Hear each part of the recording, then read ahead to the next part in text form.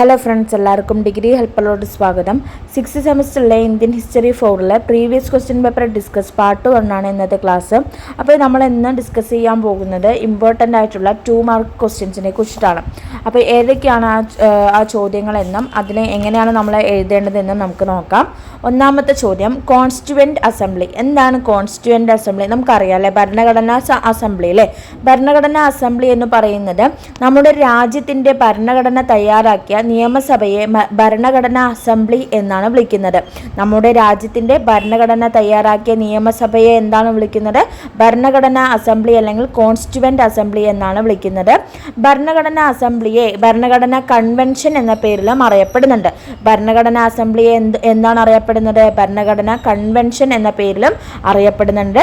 Cabinet mission പദ്ധതിയുടെ അടിസ്ഥാനത്തിലാണ് 1946 ഭരണഘടനാ അസംബ്ലി രൂപീകരിച്ചിട്ടുള്ളത്. എന്നാണ് ക്യാബിനറ്റ് മിഷൻ അല്ലേ. ക്യാബിനറ്റ് മിഷൻ പദ്ധതി നമ്മൾ പഠിച്ചിട്ടുണ്ട് അല്ലേ. അതിനെ അടിസ്ഥാനമാക്കിയിട്ട് അല്ലെങ്കിൽ ഈ മിഷനെ അടിസ്ഥാനമാക്കിയിട്ടാണ് 1946 ഭരണഘടനാ അസംബ്ലി രൂപീകരിക്കപ്പെട്ടിട്ടുള്ളത്. 1934 MN റോയ് ആദ്യമായി ഭരണഘടനാ അസംബ്ലി എന്ന ആശയം മുന്നോട്ട് വെച്ചിട്ടുള്ളതായിട്ടും പറയപ്പെടുന്നുണ്ട്.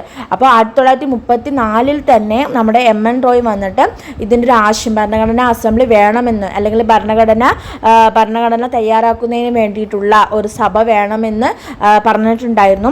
അതിനുശേഷം 1946 ക്യാബിനറ്റ് മിഷന്റെ അടിസ്ഥാനത്തിൽ രൂപീകരിച്ച് അല്ലെങ്കിൽ വന്നതാണ് ഭരണഘടനാ അസംബ്ലി അല്ലെങ്കിൽ എന്താണ് ഭരണഘടനാ കൺവെൻഷൻ എന്ന് പറയുന്നത്. ഇനി രണ്ടാമത്തെ ചോദ്യം, ഫസൽ അലി അല്ലെങ്കിൽ സയ്യിദ് സർ ഫസൽ അലി എന്ന് പറയുന്നത് അദ്ദേഹം ഒരു ഗവർണറായിരുന്നു.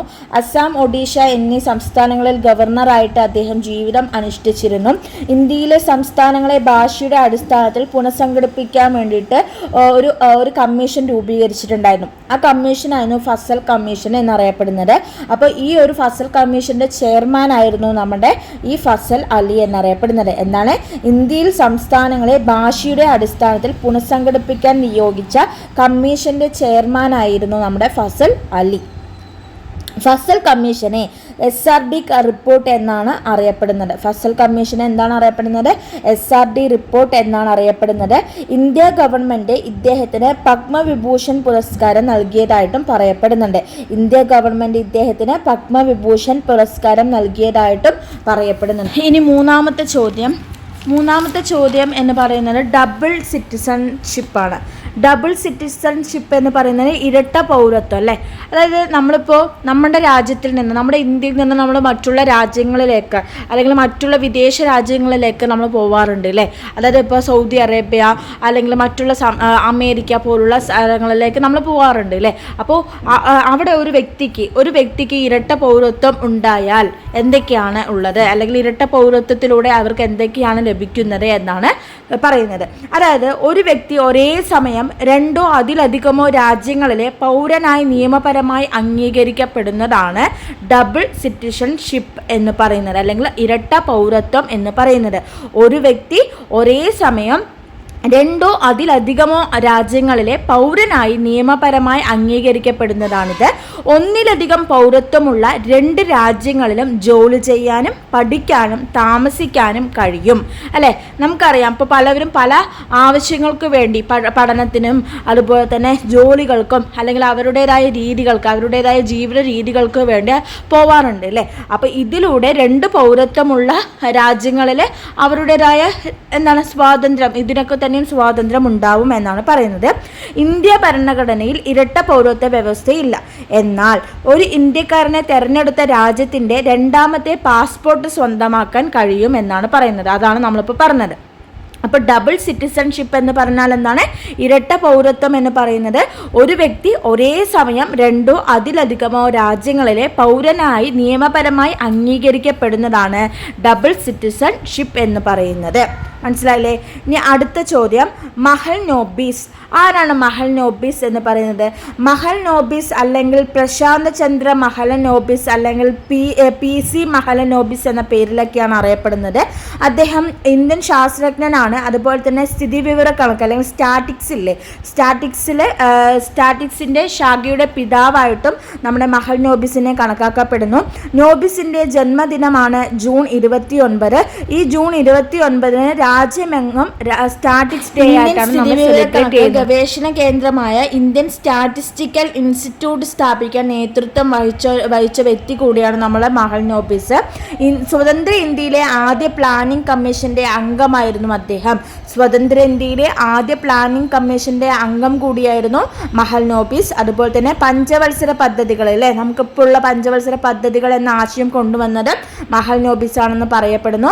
ആ ഒരു ആശയം പ്രായോഗികവൽക്കരിക്കപ്പെടുന്നതിനും രൂപീകരിക്കുന്നതിനും പ്രധാന പങ്ക് വഹിച്ചതും നമ്മുടെ മഹൽനോബിസ് ആണ്. ഇതാണ് മഹൽനോബിസിനെ കുറിച്ച് പറയാനുള്ളത്. അപ്പോൾ മഹൽനോബിസ് ഒരു സ്റ്റാറ്റിസ്റ്റിക്കലിൻ്റെ പിതാവായിട്ട് കണക്കാക്കപ്പെടുന്നു. അതുപോലെ തന്നെ ഇന്ത്യൻ ശാസ്ത്രജ്ഞനാണ് അദ്ദേഹം. ഇന്ത്യൻ സ്ഥിതിവിവര കണക്ക് ഗവേഷണ കേന്ദ്രമായ ഇന്ത്യൻ സ്റ്റാറ്റിക്കൽ ഇൻസ്റ്റിറ്റ്യൂട്ട് സ്ഥാപിക്കാൻ നേതൃത്വം വഹിച്ചിട്ടുണ്ടായിരുന്നു. അതുപോലെ തന്നെ ജൂൺ 29 അദ്ദേഹം ജനിച്ചത്. അതുകൊണ്ട് തന്നെ ആ ഒരു ഡേ നമ്മൾ രാജ്യമെങ്ങും സ്റ്റാറ്റിസ്റ്റിക്സ് ഡേ ആയിട്ടാണ് നമ്മൾ സെലിബ്രേറ്റ് ചെയ്യുന്നത്.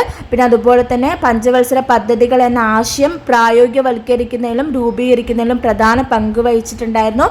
സ്വതന്ത്ര ഇന്ത്യയിലെ ആദ്യ പ്ലാനിംഗ് കമ്മീഷന്റെ അംഗം കൂടിയായിരുന്നു മഹൽനോബിസ് എന്നറിയപ്പെടുന്നത്.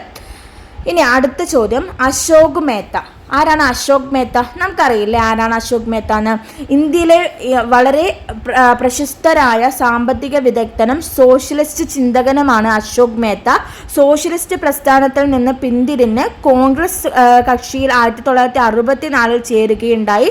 അദ്ദേഹത്തിൻ്റെ വിദ്യാഭ്യാസ കാലത്ത് ദേശീയ പ്രസ്ഥാനത്തിലേക്ക് കടന്നു വരികയും ദേശീയ പ്രസ്ഥാനത്തിന് വേണ്ടി വിവിധ തരത്തിലുള്ള ക്വിറ്റിൻ്റെ സമരത്തിലൊക്കെ തന്നെ പോലുള്ള സമരങ്ങളിൽ അദ്ദേഹം പങ്കെടുത്തിട്ടുണ്ടായിരുന്നു. 1932 നിയമലംഘന പ്രസ്ഥാനത്തിൽ പങ്കെടുത്തു. അതുപോലെ തന്നെ 1969 കോൺഗ്രസ് പിളർപ്പിൽ സംഘടനാ കോൺഗ്രസ് രൂപീകരിക്കപ്പെടുകയും അധ്യക്ഷനായിട്ട് അശോക് മേത്ത നിലവിൽ വരികയും ചെയ്തിട്ടുണ്ടായിരുന്നു.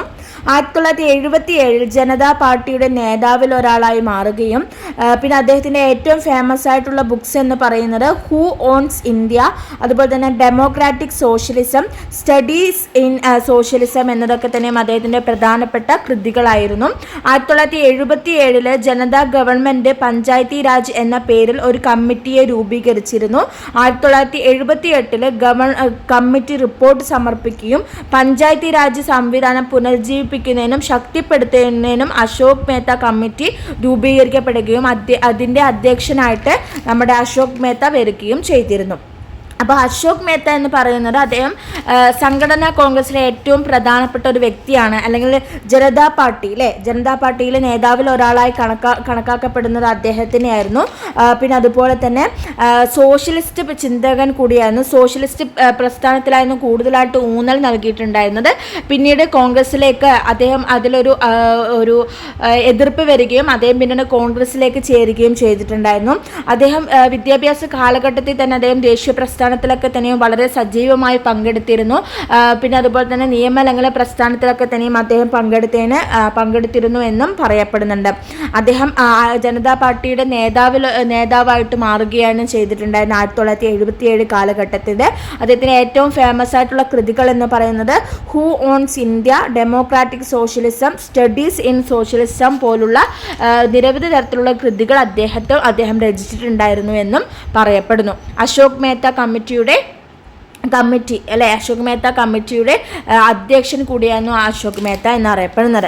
ഇത്രയും കാര്യങ്ങളാണ് നമ്മൾ ഇന്നത്തെ ക്ലാസ്സിൽ ഡിസ്കസ് ചെയ്തത്. കോൺസ്റ്റിറ്റ്യൂവന്റ് അസംബ്ലി അല്ലെങ്കിൽ ഭരണഘടനാ അസംബ്ലി, ഫസൽ അലി, അതുപോലെ തന്നെ ഡബിൾ സിറ്റിസൺഷിപ്പ് അല്ലെങ്കിൽ ഇരട്ട പൗരത്വം, മഹൽനോബിസ്, അശോക് മേത്ത എന്നീ 5 ക്വസ്റ്റ്യൻസിനെ കുറിച്ച് 2 മാർക്കിനുള്ള 5 ക്വസ്റ്റ്യൻസിനെ കുറിച്ചിട്ടാണ് ഇന്നത്തെ ക്ലാസ്സിൽ ഡിസ്കസ് ചെയ്തിട്ടുള്ളത്.